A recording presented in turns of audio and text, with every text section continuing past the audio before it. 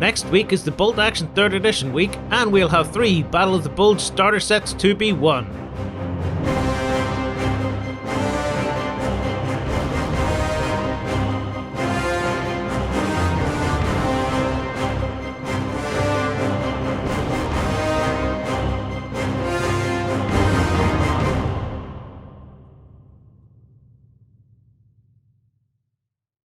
It's Weekender time, and we've got a jam-packed show with Mass Effect miniatures, a boatload of new Kill Team releases, and some excellent Kickstarters that may or may not include trolls. We also have a prize of a Team Yankee American starter force, which you can win by commenting over OnTableTop in the post there. Without further ado, let's dive in. The weekend starts here.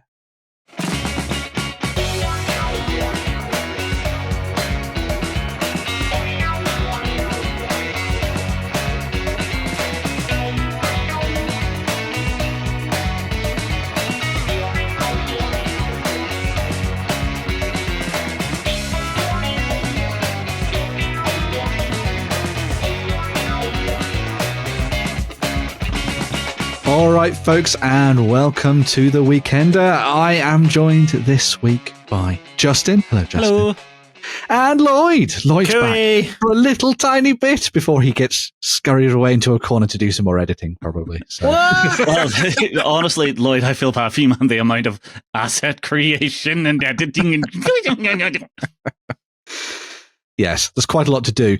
But that is all because we have a few little updates to kick things off. And next Monday, not too far away now, we have a themed week starting as we're going to be diving into the world of World War II and Bolt Action and the 3rd edition from Warlord Games. We have some awesome stuff on the horizon. We have battle reports, how to plays, taking you through all the new rules and all that kind of good stuff as well. We have painting tutorials, and we have a couple of interviews as well. Exactly. It's going to be very, very good. And when is that again, Ben? This Monday coming. Starting on Monday, and it will be running all the way through till Friday.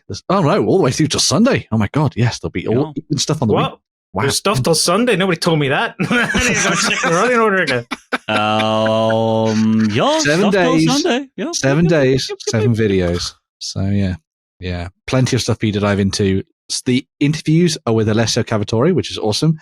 But also, we're going to hopefully be getting an interview with Peter Dennis as well. So if you like the art of Peter Dennis for your historical war games, we're going to have some stuff covering what he's been up to as well, which would be very nice. So yes, watch out for that. Monday. If you miss it, you'll be square, something like that. I don't know. Yeah. Don't do that. I will make one comment. I have finished the edit for the How to Play that Jerry did. The game set is so streamlined now. Cool. Ooh. Yes, it'll be very good for newbies and veterans to dive into that one and have a look at how it all plans out. Apparently, it all went quite textbook, which is quite nice. So it'll show you all the different aspects of the game. In that particular video, you see absolutely every aspect of the game. So if you're curious about anything, that's the one to watch for. Brilliant. Every aspect in one game. Yes. We deliver. From the highs of the amazing dice rolls to the lows of Thubar. Wait a minute. Who's Jerry playing in that game? Playing Kieran from Warlord Games. So. Oh, okay. Yes, which is amusing because he's so tiny. How tiny? Like me tiny or tiny like or tiny? Tiny or tiny. It looks like Jerry's Gandalf playing Frodo. Oh, good. We're going to have a nice balanced looking framed shot there. Need to use that depth of field thing that they do in anyway. It's like that one time Jerry and Rufus from Firelock were playing and I was at the back and I looked like a small child. Just along for the ride. It's because you're bald. You look like a newborn baby. Thank you for saying I look youthful. There you go. From that distance. There was me thinking that, my body is a temple. It just happens to be old, decrepit, and possibly haunted. Sticking with Warlord Games as well, just a little bit of an update. A couple of weeks ago, we talked about Paul Sawyer and his unfortunate diagnosis. They have actually put together now a charity figure that you can go and get your hands on right now, which is for Sergeant Sawyer. So it's a little bit of a nod to Paul's contributions to the world of historical wargaming, and in particular Bolt Action, and his favoritism for those parachute lads dropping out of the skies. So yes, you'll be able to go and pick up the Sergeant Sawyer character. It's very such nice. a good mini. It is very good. It's like one of the best minis I've ever made. It really is. I really, really, really like it. Yeah, I mean, it's super good. You can tell a lot of heart went into sculpting this as a commemoration for the man. Yeah, it's fantastic. I know a lot of people are probably going to paint that map / sort of pamphlet as a copy of White Dwarf, I would imagine. Since it's got to be a bolt action rulebook. No. All right, argue below, folks. Argue below. White Dwarf, one of the first ones he was ever involved in. That's what it's going to be on the cover. There we go. But yeah, all proceeds from that are going to go to the Brain Tumor Charity, which is the choice of Paul Sawyer. So if you're interested in helping out, then you can do that. Should also note that the GoFundMe page for Paul is still available for you to check out as well. So you can give in two different ways. You can either give directly to the Brain Tumor Charity, or you can get involved in the GoFundMe page as well. And from there, you'll be helping out Paul throughout the last few months and stuff as well. Yeah. So yeah. And there's the man himself. Enjoying himself, as he should be, with a gun in hand. So, yeah. See, I don't know, anyone who does like historical reenactments or enjoys just the historical aspect of things, going to a reenactment show, there is nothing better to really get you hyped up to do a bit more of it. Yeah, definitely. I felt the same thing. I went to a Viking one recently and I got to play around with all the swords and shields. It was awesome. So cool. Well, again, it's one thing I find really interesting is being able to touch a piece of history. Mm-hmm. You know, whenever you're at a show like that, but you do get something similar whenever you're playing the war games. I'm just back from Poland. I was touching all sorts of things in the museum. Were you allowed This to? is why he's back early from Poland. I have pictures of me touching all sorts of things. Did you get thrown out at the end of it, or no? Well, we'll have to wait and see. Maybe I'll talk about that in 3 weeks' time, or 4 weeks' time when I finally make it back on the XLBS. There's a joke I could make, but I might get cancelled. I'm not going to. Then let us swiftly move on. So yes, updates at the way. Make sure to keep an eye out for Bolt Action Week starting on Monday. All the details and stuff will be down below about that. There's even prizes. Battle of the Bulge. Get your hands on that. Were you just about to go, air trash? I was about to go down that route now, but there we go. Sticking with a little bit of World War, but with a weird edge to it, I suppose we should dive into our Indie of the Week. Oh, Jerry's not here and we still have an Indie. We still have an Indie, always. How did you do that? Yeah, because I have my own thoughts. Thank you very much. I'm not. You didn't just steal this from Jerry and get Cliff Notes. No. This is all of my own work. So if it's bad, it's my fault. But yes, I don't think this one's bad. No. So we're going to be diving into the world of Panzerfauste from Wessex Games. Now, folks might remember Panzerfauste. Is this Weird World War 1 or 2? This is World War One. Fantasy World War One. Yes. Football. Yeah. So Panzerfauste came out many, many moons ago. It was a game where you could play as German dwarves, or you had the British orcs, and then they did a whole bunch of skirmish warbands and armies and things for it, and you could play games or whatever and have some fun with it. They did tanks and vehicles and everything else in between. They also did a series of side games, one of which was football, and the other one is Front Row. That front row all looks like, who do you call him? That's the big guy. Cad's dad from Foreground. They all look like him. Ben. Yeah. Maybe he did the modelling. Wait a minute, they all look like him. Are you saying they are secretly German and they fought in World War One? Yeah. They're all telling you different things about history that you didn't know that you needed to know. Well, Big Ben was always one of my favourite people because he was just the conversational claymore. Yes, very much so. Oh, I like the orcs. Yes, the orcs are very cool as well. So Panzerfauste was out, and then it kind of went the way of the dodo. But then Wessex Games got involved, and they have picked up the game, and they're going to be re-releasing it out into the world for you to dive into and have some fun with. Now, Panzerfauste, as I said, isn't necessarily coming out just yet, but the side games, the smaller projects, are now available. And big... That dwarf's cheating, he's dragging him down. Yeah, exactly. Before you scroll down to the ball, it's like, oh, come this way, the battle's over here, we're having a grand old time. No, I don't want to go. Wait, Tommy, look, I've got the ball. So yes, Big Jim prints are Wait doing... a minute. Is this inspired by the Christmas football game? More than likely, yeah. It was, yes. Yeah. So Spitfire also looks pretty interesting. It does, yeah. So Big Jim prints are doing physical miniatures. They're not 3D prints for all of the miniatures that you require for playing games of football and for playing games of Spitfire. If they're not 3D prints, what are they? Well, sorry, as in they're not doing STL files. They're doing the prints they're doing resin 3D prints, if you know what I mean. Oh, okay. They're not STL files. Rather that, yeah. So you'll be able to get your hands on all of the miniatures and stuff that you'll need for playing both of those games, which is quite fun to see, alongside all of the rules and everything as well. And I got to say, I think the miniatures have held up pretty nicely across both of the different games that they've been working on. I mean, the chesticle bombs. Yeah, weirdy. Yeah. Looks like he'll kill you with his boobies. Weird. His booby bombies, yes. See, that's done right. Yeah. No chesticle bombs. No chesticle bombs. But yeah, so at the moment they've currently got 2 teams for the football, and then they've got 2 sort of squadrons, effectively, I suppose you'd say, for those people who want to dive into the aerial game. From what I've been sort of reading and stuff online about football and things, if you go back to the football page for a minute, Justin. Oh, yeah, sure. They have, a lot of people were talking about the rules because they were like, oh, how does it play and all this kind of thing. And it's very similar to Blood Bowl, but it's a little bit more freeform in that regard because it's kind of going down the soccer route. Where are the rules? Is it like a PDF or what? There's a PDF that you can download. And if you buy this set, honestly, that's not bad for a full buy-in. No, very much not. Yeah. What are we saying, Ben? So it's a kind of a little bit of a mix between kind of Blood Bowl and sort of Guild Ball in its vibes. I love that. Great. Little French gnome. Wonderful stuff. But yes, so it's a kind of crossing those 2 streams, if you know what I mean, and it will get you stuck into a little bit of a fun sort of skirmish game. You could obviously always use this as the kind of starting point for you to start trying out paint schemes for you to dive into playing the actual game itself of Panzerfauste in the future.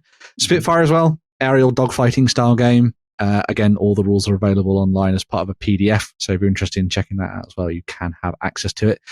But as Justin was showing off as well, over on the Wessex Games sort of blog almost, they actually have a collection of stuff for you to get stuck into on Panzerfauste itself, so you can get your hands on the rules for Panzerfauste and then some very old school miniatures as well. So what way do they do rules for this? Is it a PDF? Is it like a paid for PDF or what is it? There you go. Buy the rulebook there. Yeah, it looks like a PDF. Yeah. So buy now. Click it. How much is it? Justin ends up buying it on the company dollar. Oh, never mind. $7.50. There you go. But yeah, so you're able to get your hands on the rules alongside a whole bunch of miniatures as well. Now, we haven't pictured them here, but they have also been working. They have been working on some sort of renders and stuff of future bits and pieces. So Panzerfauste, as I said, will be coming back in the near future with updated miniatures and all that kind of stuff as well, based on what was initially available back when the game originally came out.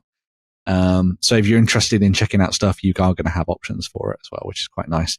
But yeah, Wessex Games doing a little bit of a kind of resurrection, as it were, allowing you to dive into a little bit of fantasy World War I. With everyone sort of playing around in that era, but sort of like with a weird take to it. I think it's quite nice to have this fantasy game back as well for you to dive into. I remember talking to Rob Alderman, who now works at Games Workshop, and he was involved in the original Panzerfauste, and he said, and it was a great little set of rules, very good for skirmishes. And yeah, I thought it made quite a lot of sense that you had orcs as the Brits, considering the way that they're portrayed in sort of Warhammer media, going up against the Germans and stuff. So I don't know. I kind of would have switched it. The dwarfs were sort of the anglicized ones, and the orcs were more of the Germanic. But that's something to argue about in the comments. How do you feel about which fantasy race would be which country in the world today? Yeah, I like that you got the French gnomes, and it'll be fun to see where else they go with other bits and pieces as well in the future. I mean, the way it's laid out, you would imagine that Americans might be ogres. Oh, what would you do for Americans? Elves? I think ogres. No. Oh no, elves have got to be the Soviets. Yeah. Yes. That would make sense. I'd be singing dwarven songs. I was singing dwarven songs. Hi ho! I was singing hi ho in Poland. Were you? Hi ho! Hi, yeah, because we were down a salt mine, and I was the only one singing. I was trying to get a sing along There was a group Oh. of 40 of us, but I was the only one singing it. And then we found little statues of like dwarvy gnome things that were and no working. one bothered to get involved. And I was still the only one singing hi-ho. I couldn't believe it. Like, I have to ask, did you find some very particular mushrooms on the way to the salt mine? It happened. Not a figment of his imagination. I went to a slate mine recently as well. Anyway, spent a lot of time Why did down you go to a slate mine? because I was in Wales and I went to go and see a slate mine to see what it was all about. Oh man, we're going to have to touch together and talk Yeah. about this in the XLBS. Yeah, and Lloyd At missed out some on my point. trains. Lol. I yeah. found my own train. Oh, you did? Yes. Of Yeah. course you did. We'll have to wait. How Few much? weeks' time. How many euro did you spend on trains? Surprisingly very little. Oh, there you go. Good polish systems. But Okay, yes, so they took pints. for those interested in diving back into the world of Panzerfauste, make sure to go and check those out. As I said, Wessex Games are going to be covering the game in general and sort of all the rules and everything like that. But if you want to get your hands on the miniatures themselves, make sure to go and check out the stuff for Football and Spitfire. Wonderful couple of little games there. And hopefully we'll see that world expand a little bit more as well. But yes, a quick indie this week. Just a nice little dip back into the past. I think we should probably dive into some news. Coming to you from the center of Northwestern Europe. Covering board games, war games, card games, and all that you love. It's the news.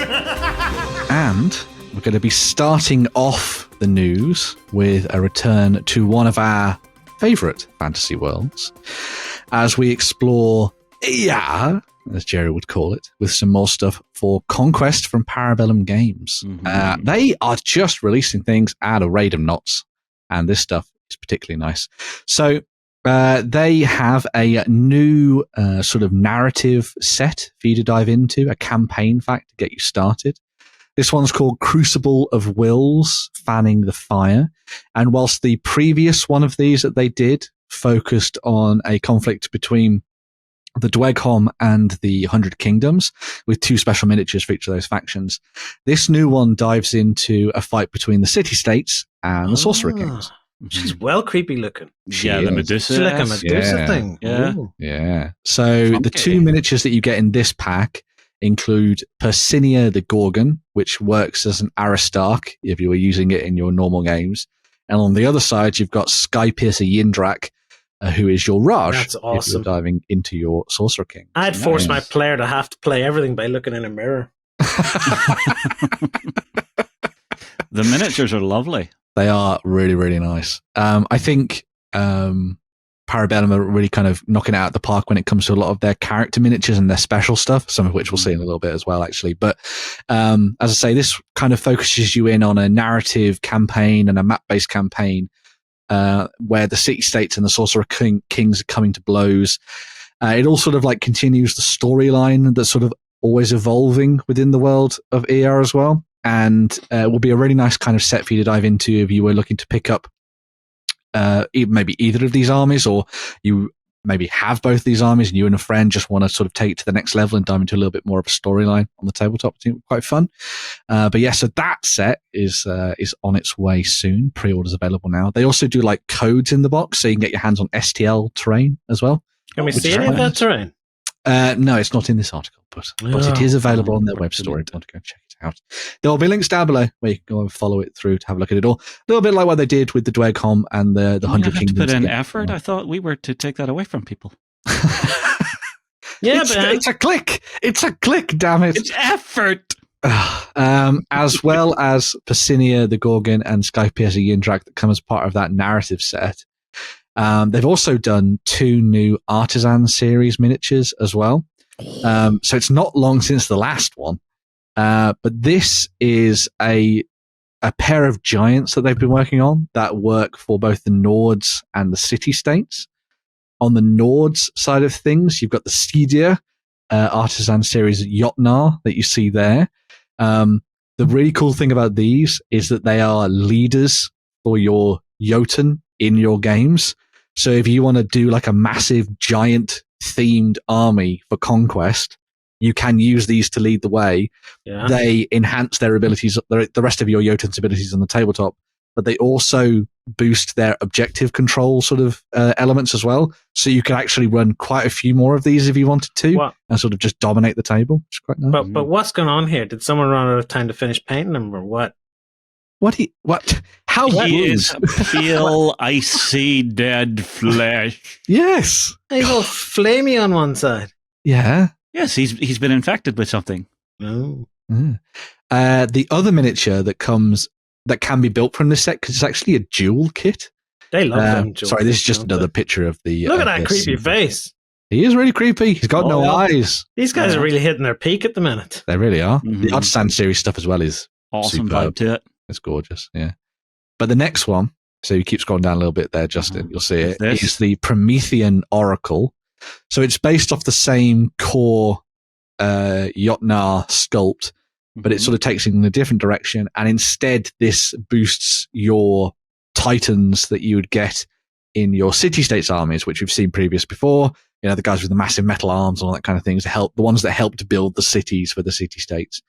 And in a similar vein to the Cedar, this character can sort of boost your titans and also give them objective control bonuses and all that kind of thing as well. So while they're really nice painting projects for Conquest for you to dive into, they are also fun to actually use in your games as well. And hopefully, we'll see some kind of normal plastic versions of these in some way in the future as well, which would be quite nice to see. But if you want to get in there and get your hands on some really nice resin kits, these are available for you to pre-order right now. It's for you! No, that's for Shay or Tom. No, absolutely lovely kit. Hold on, let's just give that a minute to stop. And it stopped. Okay. But yes, so really nice new miniatures for you to get your hands on there for the World of Conquest.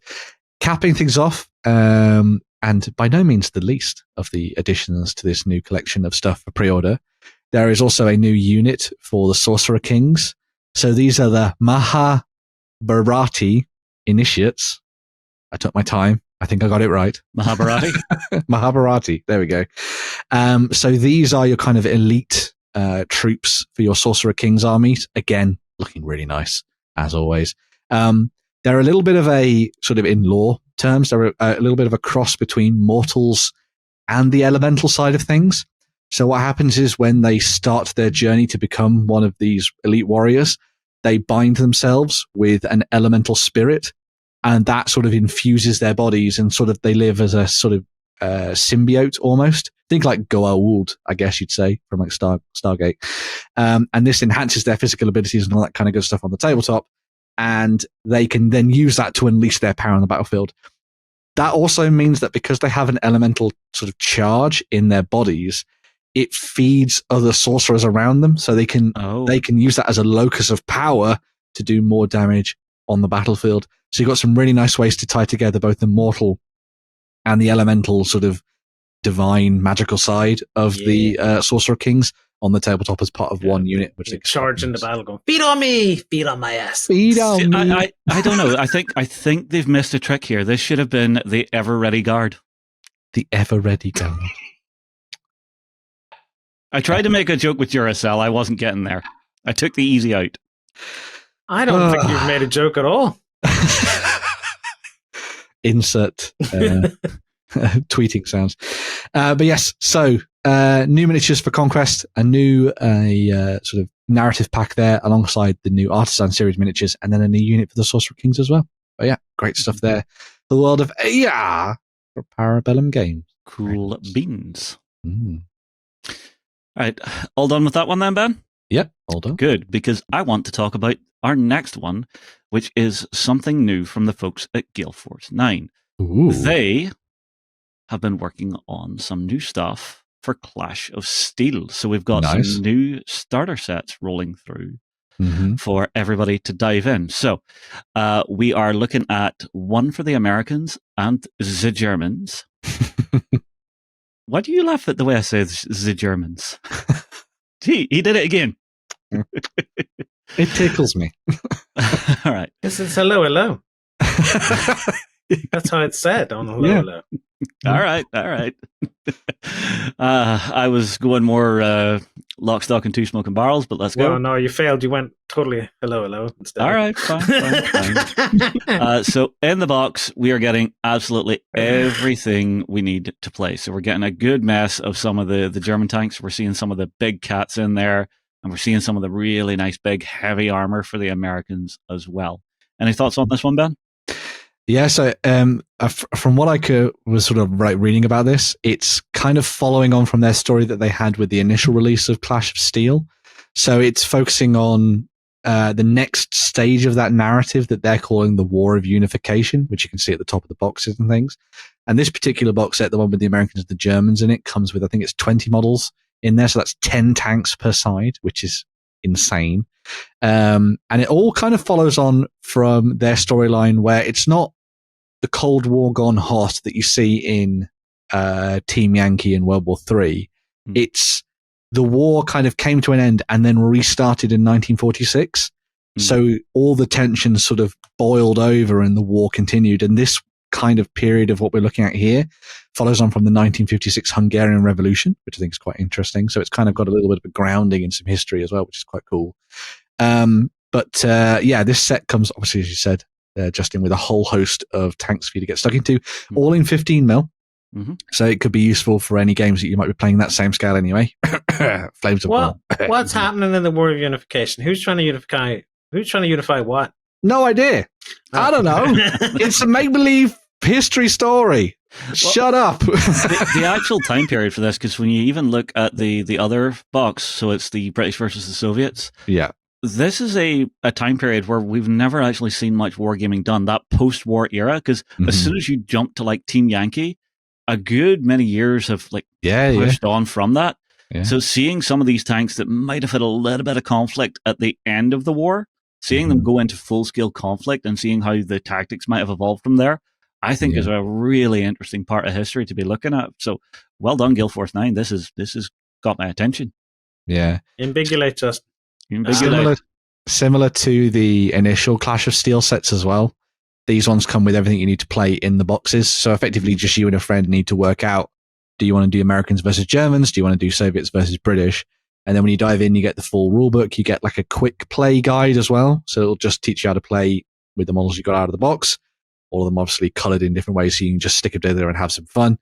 But then you got all the tokens and the maps and everything as well. And I would assume that the new scenarios that they've included in the box will be updated to kind of match with the kind of narrative that they're sort of diving into as part of this new set.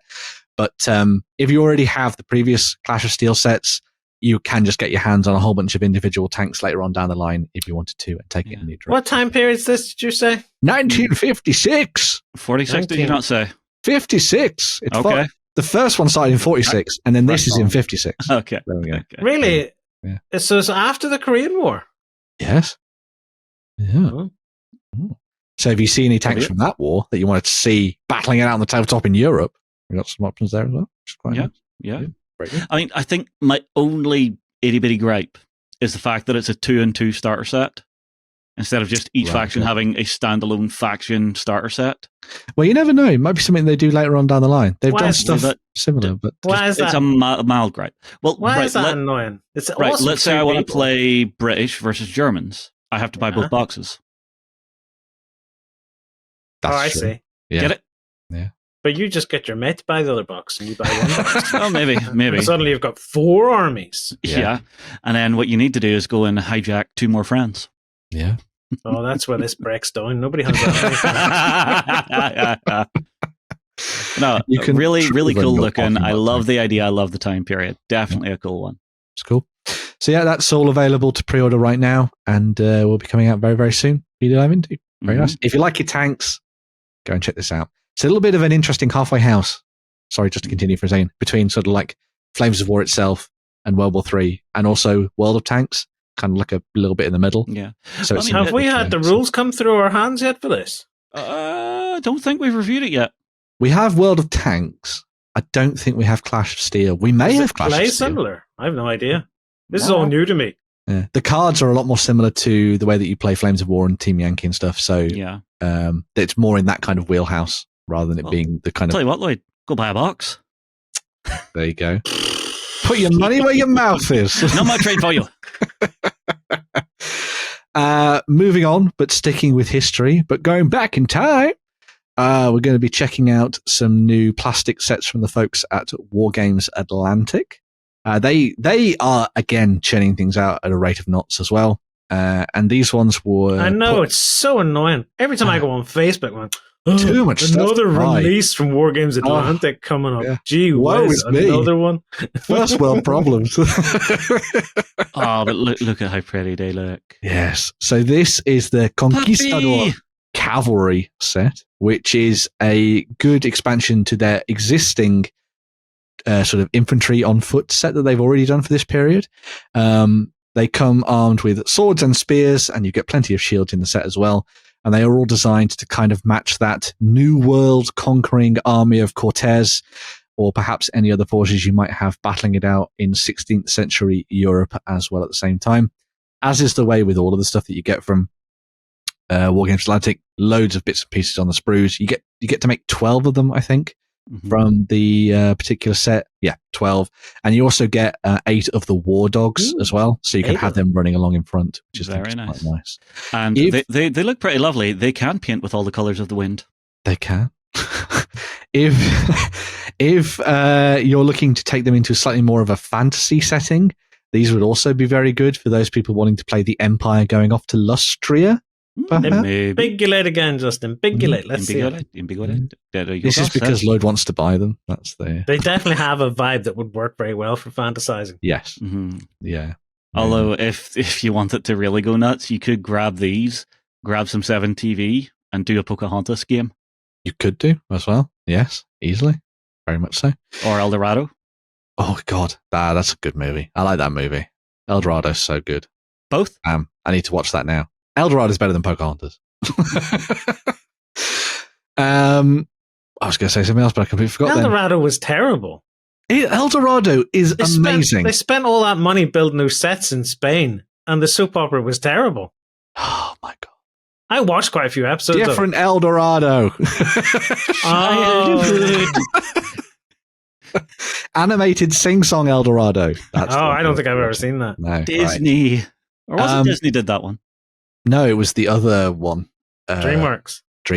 Yeah. Okay, my bad. The other thing I was going to say about this particular set as well, I actually think these are not a bad match for some of the stuff that we've seen coming out of Fireforge as well, for their sort of like human infantry things.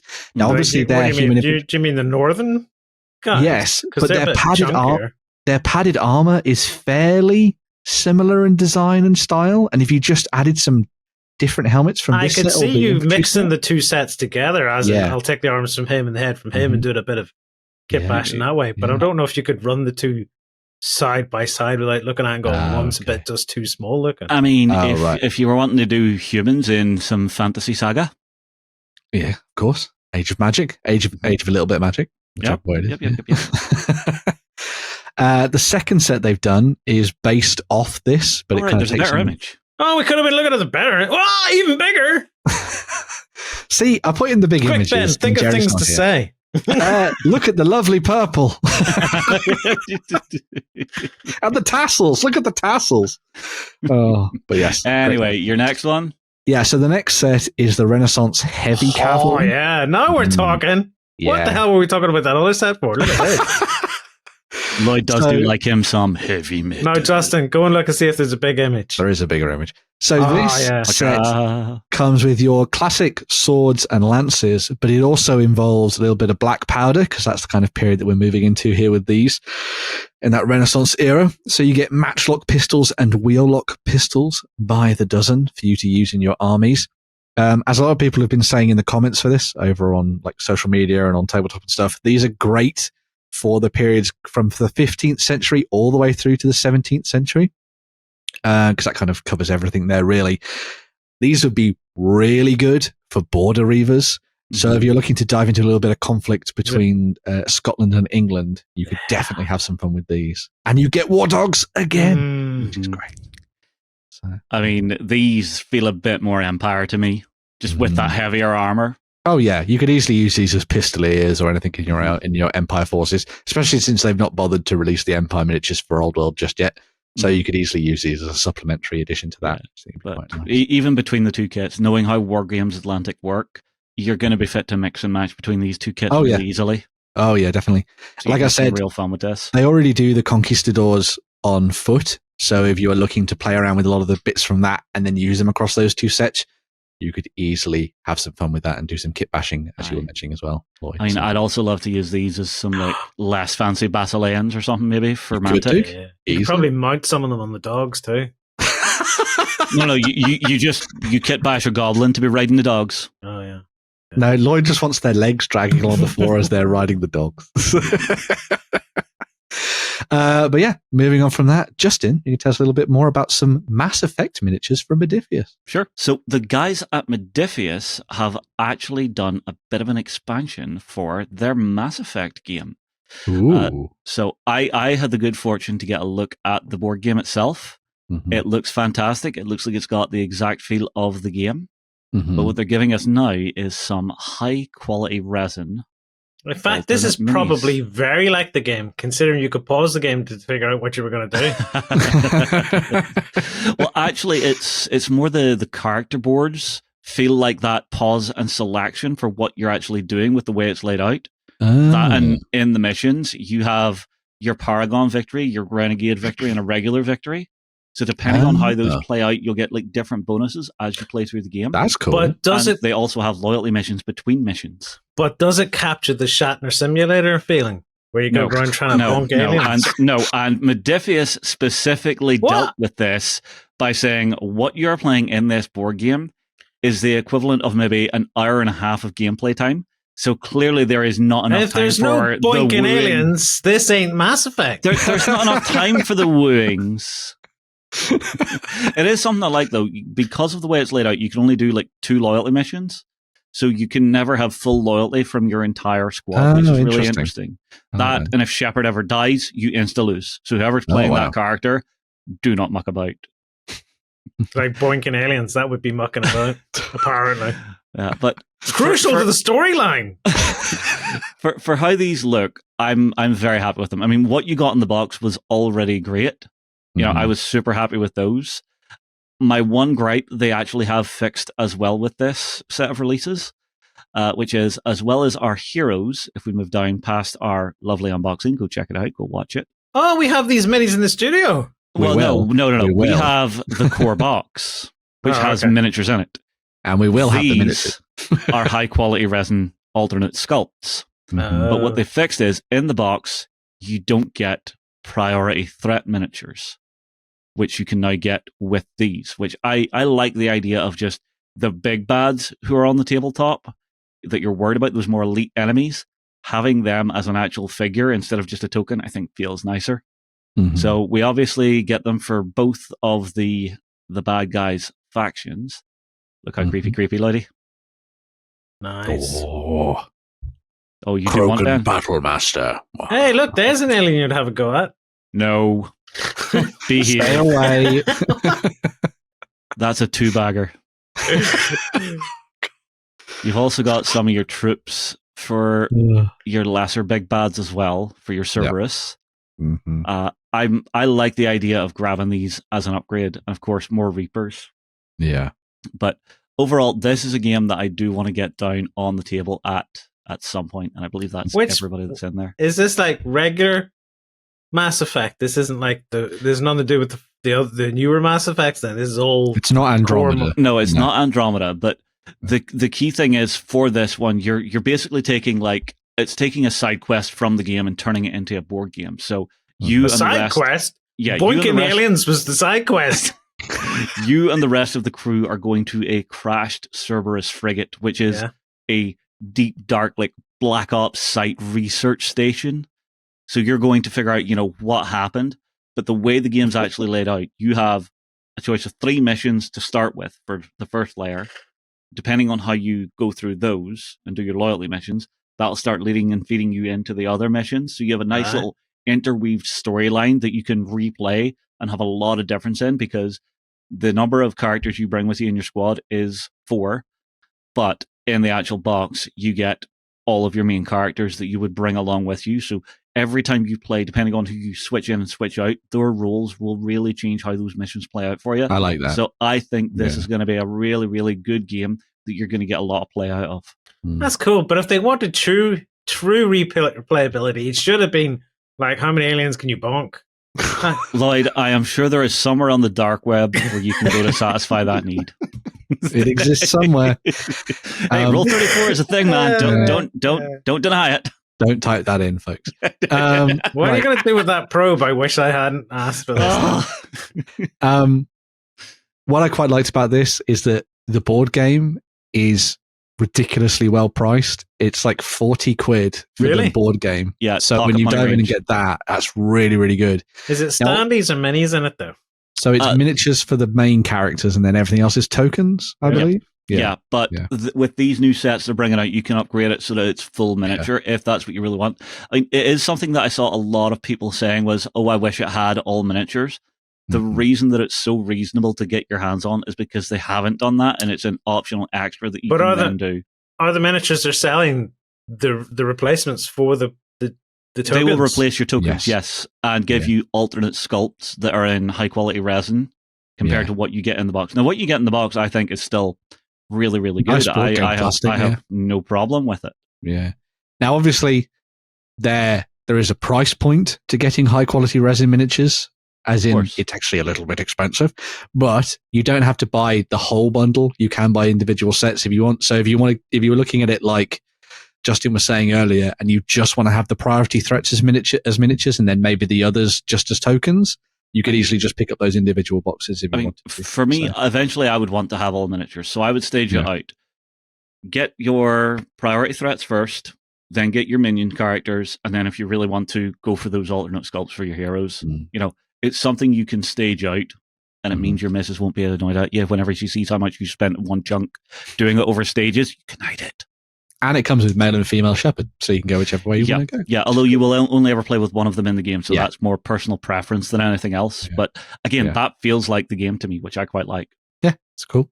Enjoyed it. Yeah, I'm going to have to go back and replay all three of them now, because there are only three. They were all on PlayStation Plus last year, and they're still there.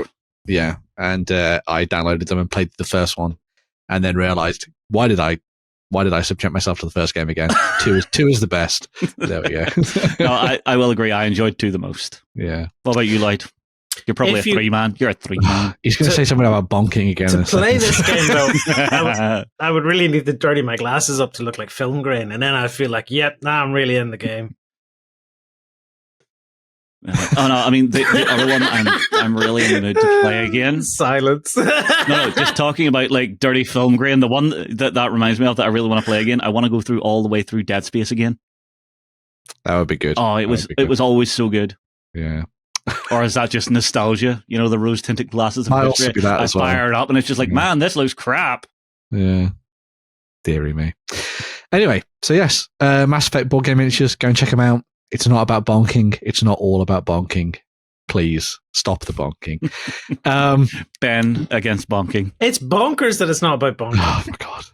Moving on. We have a new expansion on the way for Don't Look Back by the folks at Black Site Studios. So as the spooky season comes ever closer, we're going to be heading back in time to 1698 with this new expansion for Don't Look Back. So if anyone's not seen Don't Look Back before, it is a cooperative game where you take on the role of survivors who are trying to last the night or as part of a campaign against a terrifying killer that could be someone with a massive saw, as you can see there, or a strange black dog from the midst of the forest that has come to get you.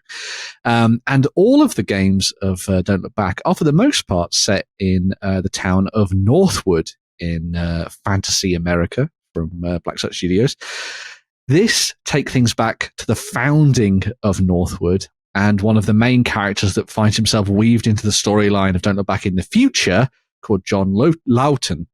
And so what you do is you'll be playing through his story in this expansion, alongside a new set of rangers and other different characters who are going to be scouting the lands of Northwood, looking to find out what terrible things are happening in the darkness when it comes to witches, ghouls, and everything else in between. Is that a VHS box, or why does that look It so is square? a VHS box that all the stuff comes in. Yeah. So it's like one of those, 1990s video naughties. Video nasties, video naughties. Video nasties, sorry. Yeah.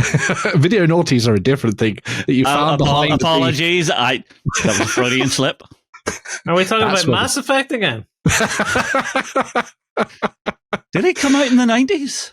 No. Wow. But yes, so this set comes with a whole bunch of new miniatures. You get the miniature for John Loughton alongside a new series of minor characters who are your kind of scouts that he sends out to try and find out what's happening.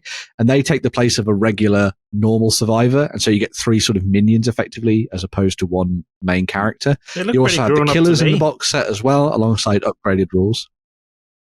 Oh my God. What? I mean, this looks like a terrible time to live. Your rations are shortbread. Minor characters, not minor characters. Anyway, this is why we don't have you on the weekend, Lord. Jeez. Right. Chaos is fun, children. Chaos is fun. You will get the core rules for the core rules for the game. So you need to have that original set in order to dive in and play this. But it comes with all a whole bunch of new sort of rules and things thrown into the mix as well. So there's new rules for killers, the new rules for the minor characters, as I was saying. There's also new rules for faith, superstition, and paranoia, which can be both a bonus and a negative in your games, because you can use it in order to pass your tests and avoid the killer, but the killer can then use your faith or your superstition or your paranoia to then get back at you and kill you easily, which I think is quite nice. So there's some fun little bits and pieces in here for people who want to tweak their games. If you've never seen Don't Look Back before, I would definitely go and have a look at this. I will point out that it is still very much an American product that is quite hard to get over here in Europe unless you want to deal with shipping fees and all that kind of thing. But fingers crossed, we're going to see more of this popping up over here in Europe and in the UK as well, through the likes of Spectre and all that kind of stuff, which would be really nice to see. But yes, there's even some terrain as well. This needs like a regretting moving to the New World type card. Yes.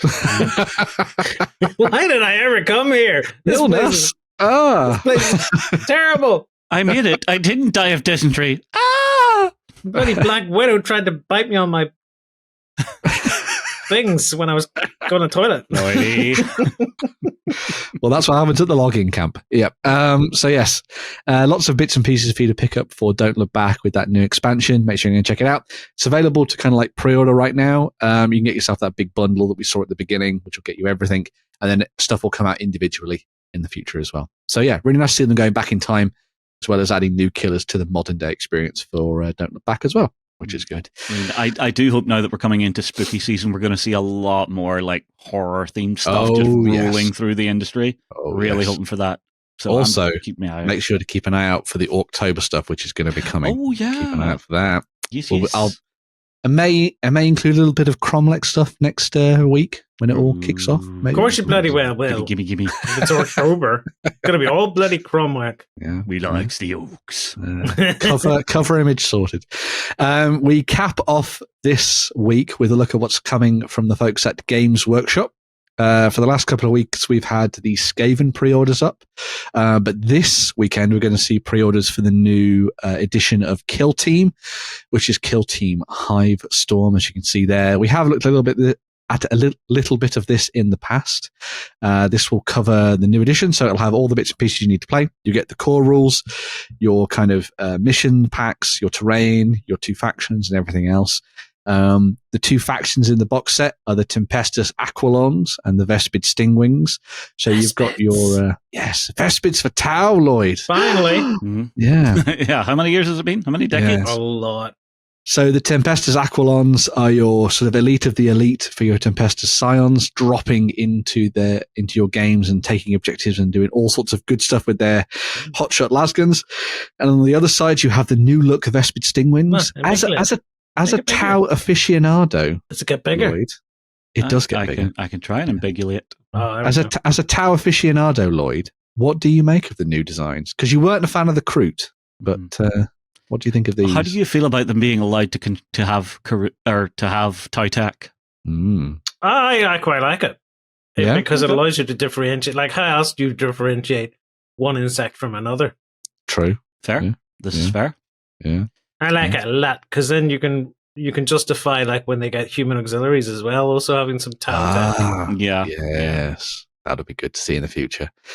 But yeah, so your best Aquilons with their jump packs can land all over the place and do fun stuff with those, and they come with a whole range of different weapons. You've got all your specialists in there, so you've got your demo expert, you've got your medic, you've got your sergeants, you've got your sentry bot with the servitor in it and all that kind of good stuff. On the Vespid Stingwing side of things, you've got all your different weapons with your neutron blasters, which is their classic weapon, but they've also got a bunch of Tau tech, as Justin was pointing out.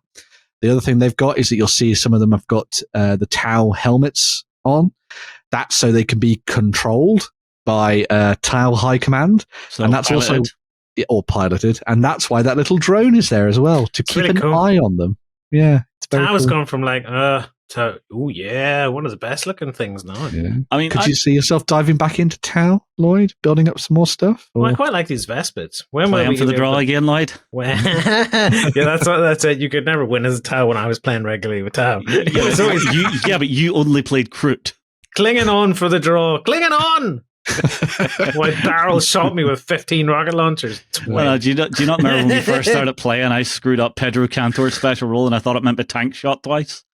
That was a whoops. Honest mistake. Sure. He says that now. Yeah. The set also comes with new terrain as well. So if you're looking to get your kind of updated sort of Gothic ruins, you've got that option in the set with a whole bunch of components. So you've got crates and barriers and everything else. Really nice new terrain. Good to see levels in there as well. It's nice to see that they've gone back to slightly more of a traditional battlefield rather than it being on a spaceship as it has been for the last season of the game. Well, you need space for the bugs to fly about. That's exactly. You need somewhere for them to climb up to. I think it's a really nice set. I like the miniatures from both factions. And I like the terrain. Yeah. I mean, I would definitely play the humans out of this. Yeah. You know, There you go. You've got something to split it with, Lloyd. Maybe. And then obviously we get our books. Yep. And one of the nice things about the new edition of Kill Team is that it comes with a couple of different ways to play. So you still have the PvP variant, which is the way that you dive in and just play your normal games of Kill Team. But it also comes with rules for solo and cooperative play as well. So if you want to dive in and just learn how to play by yourself, you can do that. As Lloyd said, it can be hard to find more than one friend. And then if you want to dive in with your one friend and teach them how to play without just smashing their face in, then you can play the co-op version and take on oodles and oodles of enemies in some Kill Team games that way as well, which is quite nice to see. I hope they do the same thing for Warcry. Yeah, the sculpts are really nice, though, for the Vespids. They're lovely. Because the Vespids in the past looked a bit... Well, let's say it, they look crap, the Vespid sculpts that we've had in the past. They did. Well, they were an old sculpt, though. Mm-hmm. And they were all just standing there, the same pose, practically. Yeah, but again, that never forget that the age of a miniature will really change its quality. I mean, I'm sure... Right, we still have some old Gen 2 Dark Eldar in there. They look crap. Yeah. Unlike the Kroot, though, these are all really dynamic looking. There's not so much just standing on two legs. These guys are... Every one of them looks like they're running, which is strange considering they have wings. Yeah. Well, I mean, running to launch or landing. Yeah, they're all getting ready to leap. Yeah. Do superhero landings. Yeah. Yeah. And chitter as they do. I like them because there's a bit of dry brush and some contrast in whoop-de-doo, you're done. Oh, yeah. That slap chop on that. Job's good. Mm-hmm. Very good. It should also be pointed out, that as well as the Hivestorm box set, they're also re-releasing a whole bunch of their plastic sets as well. So there's loads of these to dive into. Each of the box sets can be picked up individually with just the miniatures in them. You can also buy the cards separately. They're not included in the boxes. But that's because if you already have the Blooded set, you don't want to have to buy another set of Blooded in order to get the cards. So they've made them a separate option for you to dive in and pick up. Fair. I would hope that new Kill Teams that they put together will come with the cards in the box like they do for Warcry. That would be just a nice way to go. But I think this is a great kind of halfway house for those people who already have the models, but just want to pick up the new rules for their particular Kill Teams. There's loads of them that they've done. I mean, you can show some of them off here, Justin, as we're talking through. It's pretty much everything that came out as part of the last season and the first one, I think, because you've got the Orc Commandos in there as well, alongside all the other bits and pieces. So if you're looking Night Lords. Yeah. Yes. That's the one that uses the kind of basic sort of Chaos Space Marine kit, but then adds on the Night Lord bits and pieces, and it's a very good kill team. It came in the one set that was with the Mandrakes, I believe it was, for the Dark Elf. That's the one that would tempt me. There you go. So some nice stuff there on that front. Yeah, I'm holding out for Swooping Hawks. Bring me Swooping Hawks or Warp Spiders. Either would be good. Now, the Commandos, they haven't been redesigned, and I remember whenever John built these, the build on this particular one is a challenge. Yes, my friend hated it. He said none of the components were in a logical everything place. was scattered. I hate when companies do that. But such is life. Yeah, ooh, these are nice. Yeah, so you got your Leagues of Votan as well. So if you remember the Leagues of Votan that came on the back of their speeder bike things, the Hunkernkin Pioneers. These Jaegers are that version, but on foot, effectively in your games, which is quite nice to see. And that's also a lovely Eldar one with the Corsair Void Guard. Now, there is something to point out when it comes to the kill teams that they've been working on. They are kind of doing a rotation with them now. So in tournament play, so just to stress, tournament play, not casual play, eventually some of the older kill teams will get cycled out and replaced with new ones. So you'll just have to bear that in mind. But that doesn't mean that you have to stop using them in your normal games at your local store or whatever. And they will still receive updates and all that kind of stuff as well. But just bear that in mind when you dive in. If you're slightly more tournament focused, probably want to try and pick up some of the newer stuff rather than the older bits and pieces. All the information on that is available over on Warcom for you to go and have a look at, the Warhammer community website. But yeah, very good. I will say, just the look of even the redesign on the graphics of this version of Kill Team is a lot more appealing. Rather than just the game, big blank orange box, what the hell's that? This has a bit of pizzazz. They've also tweaked the rules and updated them as well. They've got rid of the silly squares and triangles. We get to move with numbers. Yes, you get to work with normal numbers now. So you can use your tape measures if you like alongside the measuring widgets. And also they've kind of streamlined the rules a little bit more as well to make them a little bit easier for new players. I watched the gameplay video that they put out this week, which is actually free on YouTube rather than just being locked behind Warhammer Plus, which is quite nice. Well, of course, they want you to see how to play, so you will buy the game. Exactly. And they showed off the mechanics and stuff, and it while it still has all of the quirks of Kill Team, so it's still called a turning point, and you still have action point limits. Everything else in the game is still has been sort of tweaked and things, so damage and all that kind of stuff is a lot easier to get your head around and things, which is nice to see. So yes, very good stuff. Right.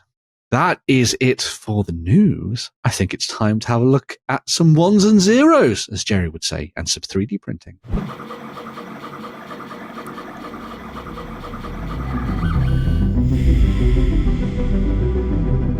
Right, we are back to dive into the world of 3D printing. And in this one, we're going to be looking at a company that a lot of people will actually know for their resin work, although they have been stepping into the world of 3D printing and STL files of the last year or so, with a whole host of goodies for you to get your hands on. So Puppets War will be familiar to those wargamers of a certain vintage because they have been around for a very, very long time. Ooh, Puppets War. I haven't looked at their stuff in ages. Exactly. Yeah. A lot of people will remember. Which means there will be tons of stuff to see. Yes. A lot of people will remember things like their samurai heads and their alternative bits and pieces for Space Marines and Orcs. Orcs in particular. Mm-hmm. They were one of the big guys alongside the likes of Cromlech and stuff back in the day that would give you lots of bits and pieces to build stuff. Yes. Mm-hmm. And now they are on My Mini Factory with an absolute boatload of different bits and pieces for you to dive into and pick up, from vehicles to troops to characters to bits packs, so you can do your customization and everything else in between. Ooh, greyheads. These? I know you like your greys. No, the greys. Oh, yeah, the greys, yeah. Those would be perfect for some Gene Stealer cults. They would be good, yeah. Wait, is that 5,000 Indians? Oh, nice. Yeah. Me likey. So if you wanted to make some badass... Some yeehaw Marines. Yeehaw Marines. Yeah, actually, that's a good way of putting it. Yeehaw Marines. I like that.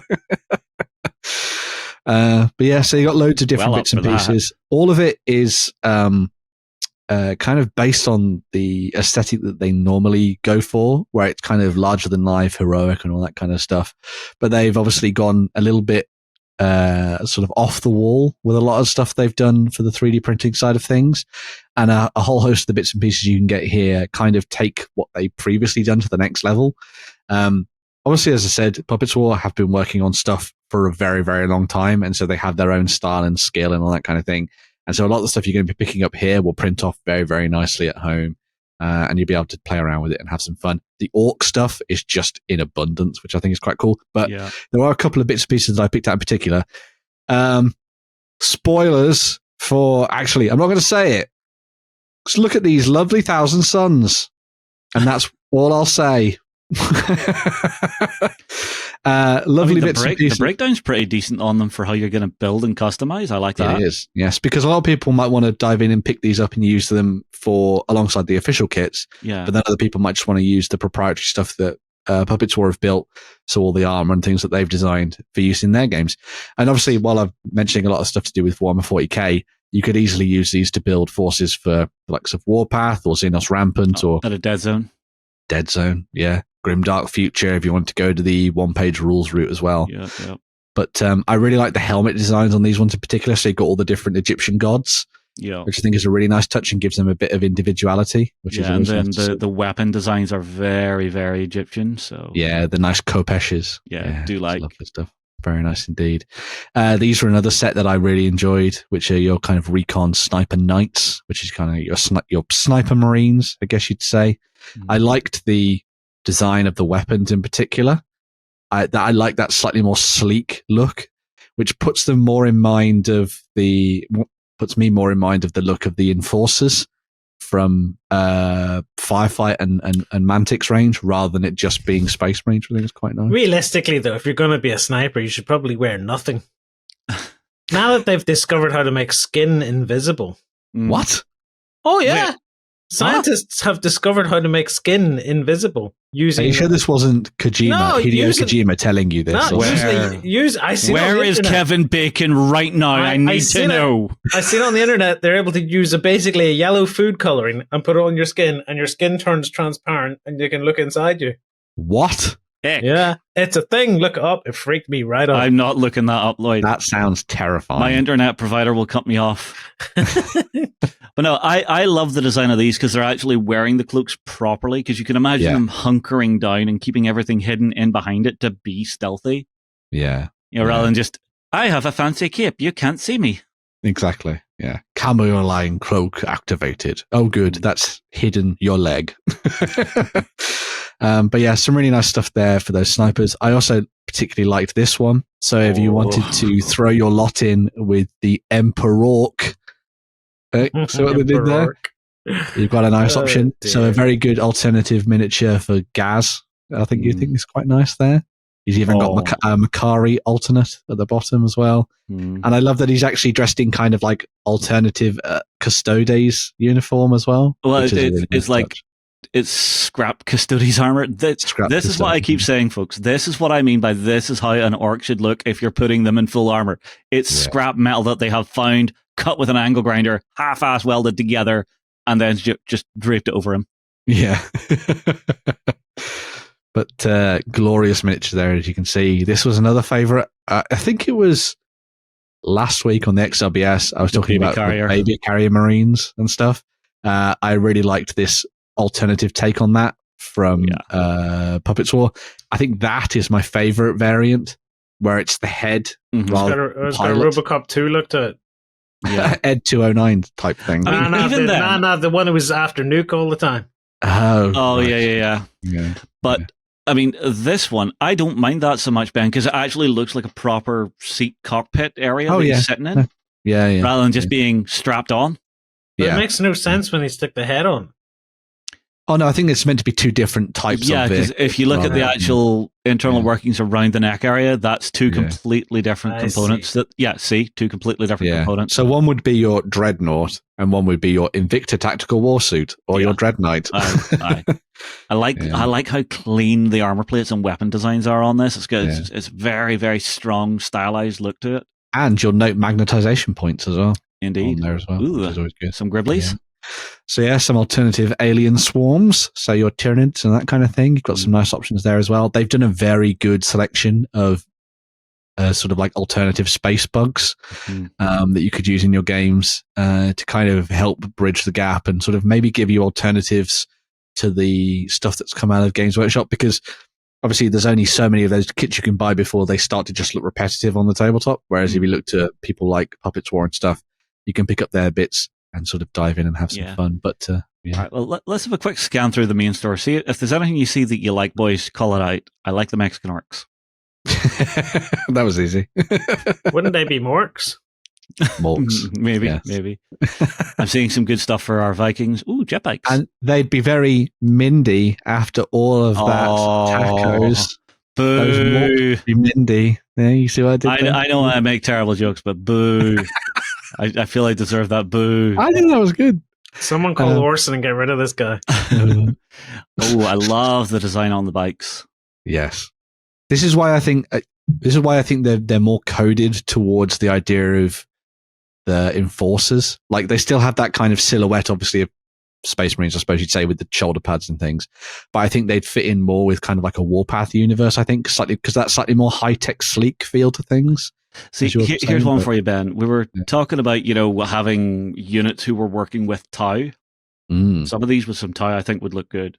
Ooh, yeah. Put some like high tech weaponry from the Tau on there. Play around with those. Do a little bit of marking work on them as well. Is that the Pred Orc? Yep. It is a Pred Orc. Yes, the Tracker Chieftain. Yeah. I mean, look at some of the things like the Vampire Striker. Oh my god, so cool. There's your Primarch. Oh yeah, you'll be playing around with. Oh yes, yeah. Demon Knight Lord. There's so many options in there. There's conversion bits for days for your regular troops. Yeah, it's lovely stuff. Oh man, I love a hood. I love a hood with a deep cowl, so you don't have to paint a face. Oh, do you not like painting faces? It's so easy. No, it's stupid easy. Rather you than me. You go ahead and mumble grumble. Look, the classic Bushi. If you click on those over on the Bushi. Where am I going? Up, down, left, right. Bushi, next to you. Go across the other way. That other way. That Bushi. Go to your far right. There we go. These? Yes, okay. Those. The things like Bushi. If you're looking to do your kind of cool samurai style Space Marines, that's the collection that you want to get your hands on, because it's really cool. I saw someone talking about wanting to make a loyalist World Eaters army and theming it around samurai, because they like always go into combat and stuff and they want to prove themselves in battle and stuff, but doing it on a slightly more honorable side, which I thought was quite a nice way of going with it. But I don't know, for these I would get more of a White Scars vibe. You could do White Scars as well. That more easily. Mongolian. Yeah, sort of. Yeah. Oh, the head options are a nice touch in these. Yeah, just gives you so much flavor for your sergeants. Yeah. But you have to paint the face, Ben. No. You have to paint eyebrows as well. Normally you don't have to paint eyebrows. Yeah. The amount of stuff they do is just monumental. Oh, yes. And the variations that you have are just absolutely fabulous. Yeah, and you'll find that a lot of the stuff that they do is available as bundles, but also separately. So a lot of the things that we're looking at as part of that Bushi bundle, you can just get as individual STL sets. So there's just one particular character that you want to get your hands on and just print off. You've got the option to do that, which is always nice. Oh, there's an old gag kneeling for the blessing. Beautiful stuff. Absolutely beautiful. What else is there? Hold on, go back to the main. Oh, you want to? We didn't get to the bottom. We didn't get to the bottom yet. All right. Keep scrolling. I think there's maybe even more than one page as well. Batman work. Nice. Yes. Here we go. Is there some lighter armored troops coming up here? Click the gunners. Prime Recon gunners. Click those. Not These? the bushy ones. The prime ones. These? Yeah. There we go. Yeah. I say up, down, left, right, and people just keep saying names. You would have sucked at 90s kids morning TV. What are you talking about? I was the one who directed you to the far right and you got it in one. They're like judges.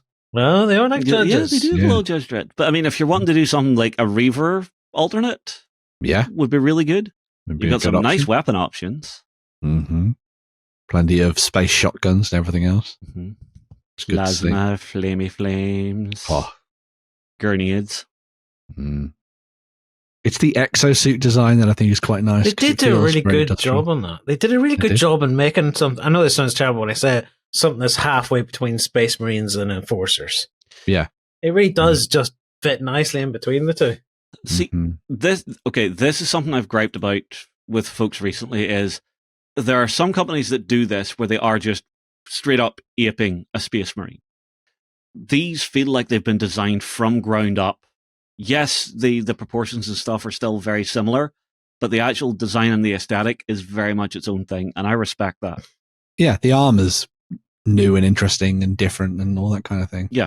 And the weapon designs and all that kind of stuff. And even though it has the nods, as you say, it feels like it could be its own unique army if you really wanted it to be. Yeah. I think it's good. Yeah, it's just coincidental. I think Lloyd wanted to see more. Yeah, we didn't get to the bottom of the page. We did. Oh, did we? You sure about that? There was Are a page you sure? too. Are you shortchanging me? No, and there's only 2, and I'm looking at it, and it's repeats. I promise it's repeats. It might not be repeats. Go check for yourself, folks.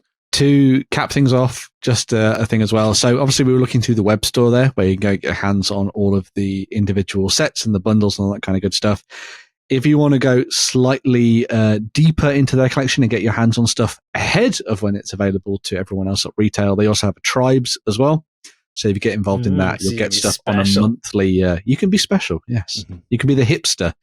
If I got it before it was cool, you can get your hands on that in sort of monthly installments and get everything sent to your PC so you can print it off at home. Or as Jerry does, gets everything sent to his PC, put into a folder, and will never be printed ever. Until he turns to John and goes, John, can you fix this? And the file's corrupted. Yeah. But so lots of fun stuff there from coolness. Did you win one of our prizes? Find out on our prize claim center over at OnTableTop.com. Here we list all our previous prizes and those who have won. If you see your username, fill out the form to claim your prize.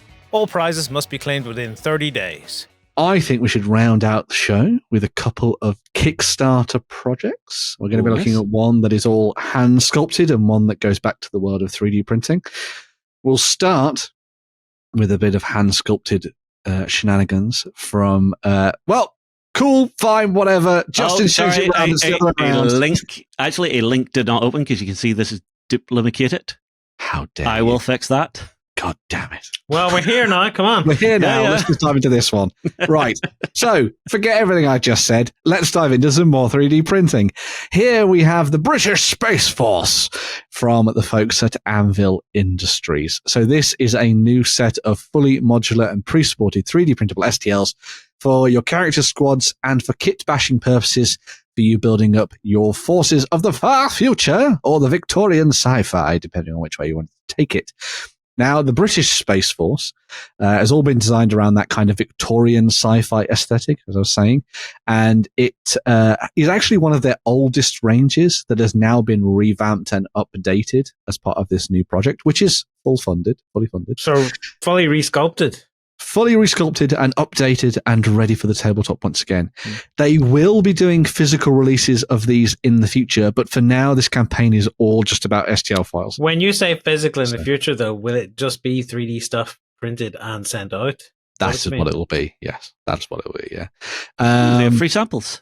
They do. They have free samples. So if you want to try it out for yourself, you can do. Now, one of the things that makes this campaign and this selection really good is that it's all based around this modular system, as you were seeing there.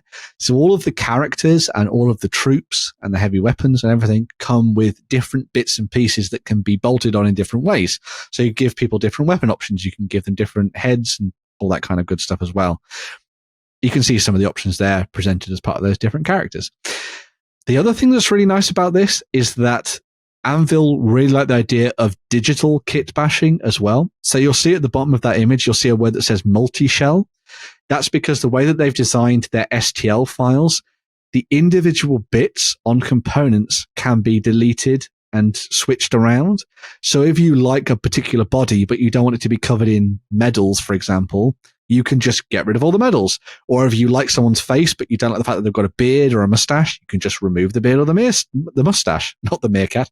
Mustache. But delete it on what? What sort of in software? your 3D software, whichever one you use. So basically, they have layered it so that component could come off Lloyd and the sculpt is still followed through below. Yeah? Yes. Yeah. Got it. So it's if you're someone who's a bit more savvy in that department, you can play around with it and tinker it and see how you think. But even if you don't want to go down that route, the modularity of these sets is top notch. All the heads and the arms and the legs and the bodies and stuff all come separate, so you can mix and match them and see how you like. The other thing that's really nice about it is that this is part of their expanded regiments range, and Anvil do a whole host of other regiments in this same style, and all the components will work with this and vice versa. So if you like the look of some of the other stuff they've done, maybe for another sci-fi faction or whatever, you can bolt it on with these regiments here and you can make it your army as unique as you like, effectively on the tabletop. I think it's quite nice. But yes, the focus of this particular one is on the British Space Force. You've got all of your different characters there. They're all kind of analogues for your Imperial Guard. If you want to run things like your Praetorians or your Mordian Guard, for example, you've got options on that front. You've got your sort of leader on horseback, your commissars, your sergeants, and all of your different squads and things like that as well to add into your games. And there are plenty of different variants as well. As they said, as part of the project earlier up, there are like thousands of combinations when it comes to how you sort of build your armies and take them in different ways.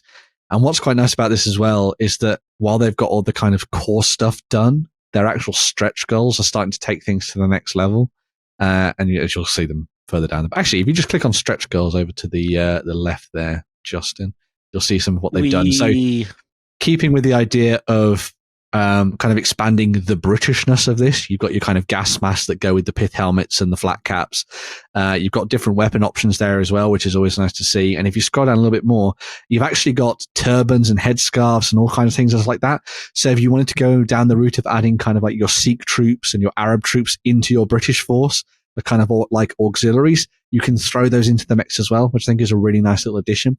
Oh, someone did point ogre-y looking things too. Yeah. So this is all sort of part of their expanded regiments range. So all of these kind of bits and pieces can kind of be added in and tweaked and all that kind of stuff as well, which I think is a really nice little touch. And obviously you can dive in and get your hands on. Oh, I like that design. I like this too. Yeah. Chainmail mask style. Yeah, it's really nice. As you can see, they have tacticals components. Yeah, it's great. One of the things that a lot of people have been saying is that they'd like to see some kind of like Sharp-esque stuff as well. And while it wouldn't necessarily fit with the Victorian era thing that they're going for with the vibes, a lot of people have been like, give me 95th rifles. So you never know. They might do that in the future. So you can have Sharp in space, but we'll see. Anvil have been doing loads of amazing stuff when it comes to the 3D printing realm, as you can see here. And it's just expanding and expanding and expanding with more stuff. And the British Space Force is just one part of this massive 3D printing iceberg that they've embarked on. Fabuloso. So, we might have to come back and have a look at a lot more of the stuff from Anvil in the future as part of the 3D printing is the shiz. T-Bot. Well, T-Bot. We could probably revisit them as part of an indie too. Indie as well. Mm-hmm. We could do everything with them. That's great. Yeah. Very, very cool. Very cool indeed. Yeah, it's very, very nice. So yes, make sure to go and back that. It is fully funded, as we say, and there are 10 days at the time of watching this for you to get involved as part of that project. Get your hands on some 3D printable bits and bobs. That's it. 10 days to change your hobby life forever. 10 days to change the world. It was 7 days in the old TV series, and I really enjoyed that. You can't find it anywhere now. Boo. Anyway. Going back to what I was going to be talking about, and this is the traditionally sculpted stuff. Colin Patton of Ragnarok. Did I get it right? You did. Good. Colin Patton of Ragnarok. He was just trolling us the whole time there. He was. It was all I see what you did there. It was all for the bit. He is now on Kickstarter with a new range of miniatures with a whole host of new trolls for you to dive into and pick up. All of these are hand sculpted traditionally in metal, hefty metal. And all of them have been designed to kind of match with the sort of Norse mythology / Tolkien-esque inspiration for use in your games. So you could easily use these to battle against Vikings, or you could have them going up against elves and dwarves and men on the tabletop if you so desired. And that actually comes into play with some of the design ideas that they've had for these. So you'll notice that a lot of the miniatures are very much inspired by the look of artwork by Angus McBride and a lot of that kind of Middle-earth role-playing art from the sort of like end of the 20th century and stuff. So if you're looking to dive in and get kind of some really fun little miniatures that will match up with a lot of the stuff from the likes of Oathmark, in their plastic range, these would be a really good fit. My favorite actually, however, is probably if you scroll down the Pine Butts. I love them because they're that kind of classic Norse troll with the big long ears that kind of fit them in with the Fey world. You could see them definitely hunting around for Christian blood and all that kind of thing, doing the Fee-Fi-Fo thing, which would be really fun. And they have a red-headed stepchild. And they do, yeah. And it's got a big hammer. But also, I think the one above as well, that heavily armored one, the Starsuns, is really cool. And again, very sort of in keeping with the Angus McBride artwork. Yeah, they're quite Mordorish. I like the fact that I like goofy trolls, but I also like these more sort of serious looking trolls. Yes. It's nice to have a break. It's nice to have a break from goofy looking trolls. Yes. Very much so. They're more in keeping with the traditional look of them rather than the kind of Games Workshop Warhammer version of trolls. The idea of waking up in the middle of the night to hear your sheep screaming, looking out, and just seeing one of these walking away, munching one. Exactly. Do you have any comparison shots with their other minis? I see them talking about their other minis. I think I've got some of these. I don't have the Draugr. I've got the Draugr. That's what I've got. Mm-hmm.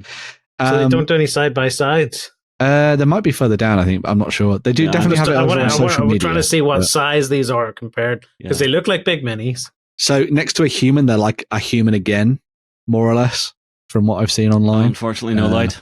But deny. But some of their other miniatures are really lovely too. They're cracking miniatures to come out of this. Yeah. So I love these little guys. Yes, they're kind of forest goblins. So they've got goblin archers and the uruks, so like the guys with the black shields and the heavy armor that you can use that you can get your hands on as part of this campaign, but obviously you can get all the other bits and pieces as well as you see fit. All of the stuff that you see here will eventually be available through Gripping Beast because they are the guys that have now taken over control of the production of all of these. So if you're someone who wants to get your hands on, as Lloyd mentioned, things like the Draugr, the dwarves, lots of the goblins and all that kind of thing, you can go and get those, and the Vikings, of course. You can go and get those from Gripping Beast for use in like Saga Age of Magic and that kind of thing. But if you want to get involved as part of the Kickstarter, you can obviously get the trolls and the goblins for a little bit of a less pricey point. And they'll work really well alongside the stuff coming out of Barons War for their fantasy range. Yes. You could mix these two ranges together, I think, and go. They complement each other really well. Oh, yeah. I think that would be a really good option. Now, important thing to note, there's actually no stretch goals on this, so you're not trying to push through to get more stuff. Is it funded? Is just one of those nice ones. Yep, it's funded. It is funded. But this is one of those nice ones where someone has a dream of something they want to make and bring to the community without over-promising. So that makes me confident that this is something that you're definitely going to get. Yeah, yeah. How many days? 14 days at the time of watching this. That's 7 days, time 2. Chaos Brain, go! So if you're interested in getting involved in that, make sure to do so. Or if you want to go down the 3D printing route, maybe go and check out the British Space Force. Both campaigns well funded and over a week for both of them for you to get involved on those. Right. Well, I think that brings us to an end of a whirlwind week. And we have even more stuff to come next week. As I mentioned at the start of the show, we have the Bolt Action themed week starting on Monday. Let's Plays, painting tutorials and interviews and everything else in between. If you want to get even more out of us me, Justin, and Warren will be together for the XLBS on Sunday, where Warren is going to be talking about castle building. Yes, he has went slightly mad. Yes. Lots of pictures. Plenty of pictures. It's like going on holiday with him. It's a slideshow. But yes, make sure to get yourself a free trial. You want people to watch the show. Don't describe it as a slideshow. It's great. I make fun jokes. One that hang on. definitely won't get bleeped. Hang on. Every single piece of video on the planet is technically a slideshow. Because each frame is a slide. They just move really fast. But yes, anyway, make sure to get yourself either a subscription or a free trial and go and check out the Cult of Games show on Sunday. And of course, dive into the rest of our Cult of Games catalogue as well. But we will be back next Friday. Also, now would be a good time to do a free trial of the Cult of Games, because next week you can comment and maybe win again, because we're going to have, if you're going to comment on YouTube, comment on Tabletop, and comment as a cultist, you could tap all three options. The cultist gives you an extra shot at winning. Ooh. Nice idea, Lloyd. Sneaky. Sneak in. Watch this one. Yeah. And if you want even more prizes, make sure to come back next week, because we'll be back with the Weekender once again. So yes, plenty of stuff to look forward to. We'll be back very, very soon. Bye for now. Bye. Go ahead and check out our other content on screen now. And while you're at it, why not hit subscribe and remember to ding our dong. Go on, you know you want to click it. Go on.